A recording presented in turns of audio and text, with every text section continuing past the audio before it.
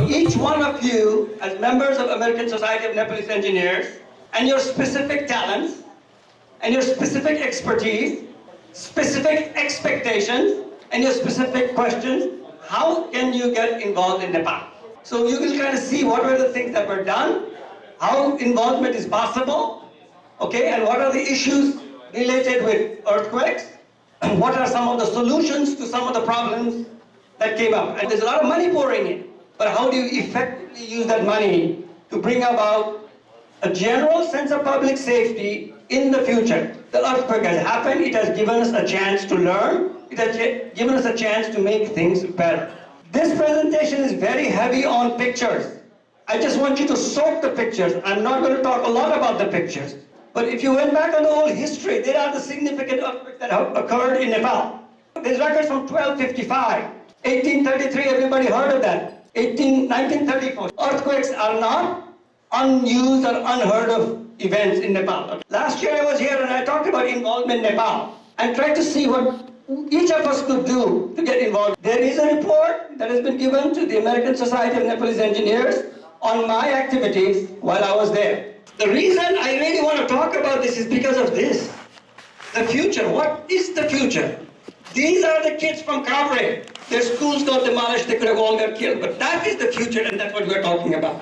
As a part of your representative, I went to Kathmandu 6th January, June, went to Trisuli Hospital, saw some of the damages, went to Gorkha Foundation to talk about, they want to build public schools, but nobody's thinking about seismic safety. We went and as the American Society of Nepalese Engineers can help you provide the technology to do that. Similarly, we went to the architects conference, made a presentation about American Society of Nepalese Engineers and the position paper and things that could be done. This is very interesting because this is what involvement means. Nepal built its first disabled, accessible, public toilet at a little hotel in Hardik at no cost, no extra cost. Visited schools in Kabre, made some presentations, and a presentation of the position paper was also made to the Assistant General Secretary when the opportunity occurred. So this has been given to the UN. Similarly, we made a talk at Nepal Engineers Association on about the same issues. And we also made a talk with a lot of young people. The thing I found is that Nepal, it is easier to work with the younger generation of people. They are more receptive. So a long time ago when I was there, we always talked about all the deficiencies, and some of this you already heard. And then you know all the damages now that occur. What happens in Nepal is this. Everybody wants to talk about this half full glass. But when we have a seismic event of this magnitude, we really want to talk and emphasize on the half empty portion of that glass. So that we came to 90% full. How do you make it 90% full? What are the solutions? Look at this. There are some of the sceneries from Nepal.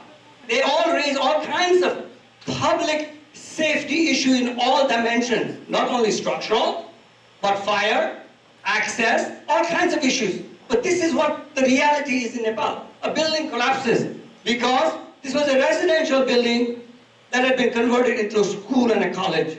Had that earthquake occurred on a work day, how many kids do you think would have died? That is what we have to think about. Villages have been entirely wiped out. Sakhu damage, Kathmandu damage. Now, I walk through the streets of Kathmandu, Patan, Bhakta. This is what I see. Braced city on life support. And I ask the question, how long? And is this safe? So the question becomes for all the donors, this is what I have to deal with, and how are we going to do this quickly? Let's not go through this gyration of the future, this, that, and the other, but we have to take care of these issues. Look at this lady. Express, would you like to go live in that area? If you start thinking about this, then we start coming with solutions, no? Because this is lives at stake. Similarly, we go look at appendages like cell towers and water tanks. Nobody thinks about those. But what happens in an earthquake? That's what happens to them. They kill people. So we better start thinking of those small things that can be done very easily. And maybe concentration from international agencies and guys like all of you that practice engineering and saying, hey, why are you doing it like this? Why don't you anchor these? Simple, right? All right, similarly, we talked about landslides at Sakhu. Sunkosi, just before the earthquake. Now look what happened. That's what happened. We knew about it, but we didn't do talking about it. 2011, talked about safety and saving heritage sites and structures. 2011, we talked about it. What happened? That is Kastamona for you today. Is that what you want? These are the things we need to worry about. Similarly, that's Bhagwati of around 1900s. That is Bhagwati today. That is the Kalamojan temple. That is what it is today after the earthquake. But still we allow this uncontrolled growth, unmanaged growth. That is what we need to be talking about, and that's where we all can be involved, maybe to change in some small way. As the American Society of Nepalese and members of that organization with our special skills. Okay, I'll take you there. Now we talk about heritage sites and structures. All these sites and structures are places of social and cultural life. It revolves around them. Now if they're damaged and gone and they're on races, what happens? Look at the scenery. Where's your social life? Question mark. That's where we can get involved. Similarly, this is before the earthquake. Indra Jatra, 2015. That is what it looks like right now. And see what the board? Despite the earthquake, these guys are still doing their bhajan. That means, everything is so tight. So we need to look at it from that concept and try to bring this up. Not the big, far-fetched things. These are the things we need to be worried about. I like to, the girls went there. They're building a school over here, okay? Some engineer told them this building is good for 9 Richter scale, they're going to make it 5-story. Look at this, engineers. None of the joints work, none of the column sizes are okay. But the villagers believe that, because the engineer's word carries a lot of weight. So what is it that A and S engineers can do? Say, hey, why are you saying that? Similarly, we talked about mud houses. What if these mud houses were anchored some way? That's a simple way of doing it. And maybe the international community representatives can look at that and we can look at that. Similarly, we go to, this is a school, got a green tag. But look, there are no lateral resisting systems, they're all gone. But they still got a green tag. Look at this building, there are no lateral resisting systems for engineers, got a green tag. Why? Something is not right. They were very happy they got a yellow tag, a high-rise building. Unfortunately, if you went and looked at that report, that had basic flaws. Soil's report was 5 pages on a high-rise building on a liquefaction zone. So something is not right. So there are issues of inspection, and we don't do inspections after the earthquake. We have them prepared before, right? The training is done before, not after. Okay, similarly, these are retrofit. They told me they're retrofit engineers. Is this retrofit? After one column in a 5-story building, or the seismic retrofit. They're not understanding it, and that education has to happen. This is what they put. This is a steel building. Sakho. Total is non-seismically resistant. Why do we allow that? Our engineers from here could say that, right? Okay, similarly we got exiting issues. So here are a few things of retrofit. What has to be really considered during retrofit? There are a few suggestions. So something is just not right. The balance has been tilted. We have to work again, look for this guy. There is a course that was developed for Kathmandu University. Taught it for 2 years. Discontinued. This is to do with public safety. This course is available for the taking. I will do it, I will teach it, but the conditions have to be right. It talks about earthquake safety, public safety. But the attitude is such they don't want to teach it. And there are these 36 students that went through this course, they loved it. These are damages. We're trying to do retrofit here, but really? Is this retrofit, is this restoration? How many people do you want to put at risk? For some reason they're doing this already. They've got, this temple came down, they're building this, they put one rebar using same old mud mortar and brick. Why? An article on preparing fire houses for protection from earthquakes, and it was written, look what happened. Your pattern is gone, your Kathmandu has big cracks. But these things were talked about before, nobody follows, nobody listens. Basically, this is what I said. Before I used to say many lives are at stake, now again, many lives and were placed at stake. Heritage, identity, civilization is at stake, finite investments are at risk, so tomorrow can be a more secure, and I want to fill this. Think it for yourself and fill it. So ANS can get involved if we do the following things, and I kind of go with this motto from my school which says, live for God, lead for Nepal. Thank you very much, Anand. Thank you for your insightful pictures and. Anand sir, thank you for going to Nepal on behalf of American Society. Society of Nepalese Engineers. Really appreciate your hard work bring Nepal. But you mentioned to me that you had some concerns with coordination in Nepal. So how do you think that we can improve our relationship with Nepal Engineers Association and others? I'm going to answer this question, and it's got a bigger realm of things. We are here in the United States of America. Our training, our experience is different from what is there in Nepal. Our understanding is different.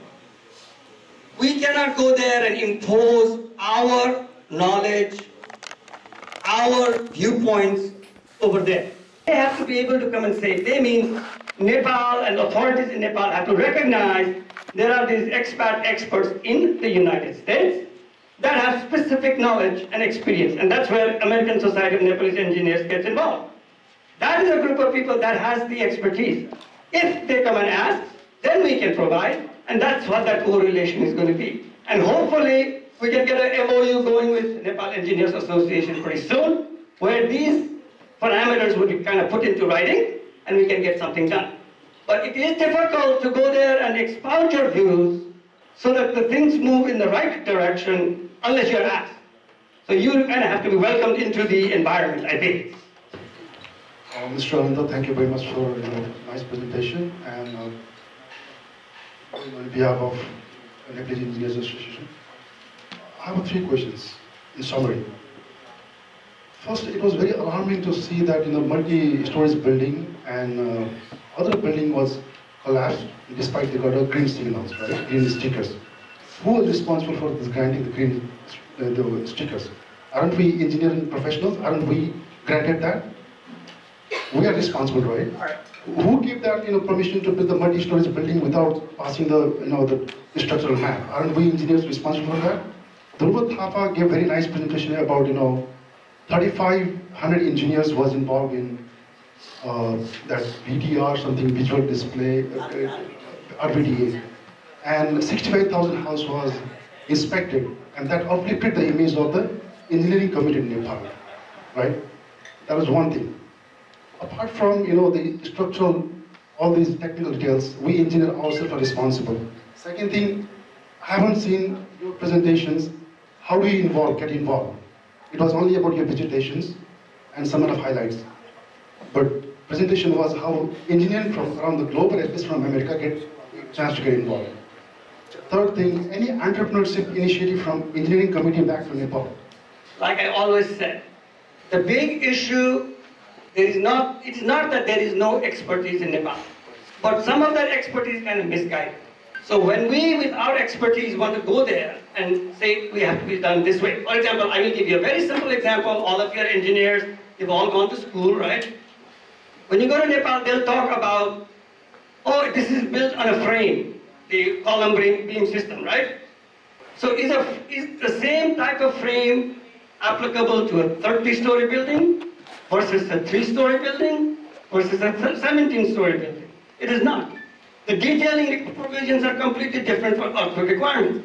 But the concept is Nepal, as long as you build it out of concrete, you build it out of column and beam, it is safe for earthquake. So it's an attitude issue that you have to change. That's an engineering attitude. That's an engineering attitude because they have not learned it in their schools, they haven't learned it in their professions, because everybody says that's the way it is. So when you go talk to them, and I've been doing this for a long time, and say, we've got 3 different types of frame structures, and each one of them is detailed in a different way. They're going, oh, we never heard about that. And then at the end, of course, they agree. But then where is this supposed to be taught? At the educational level. So when I go there to teach a course on public safety, which involves fundamentals of blah, blah, blah, blah, and somebody says, we don't need to teach it. So I think I can answer your question in general. You can offer. Offline.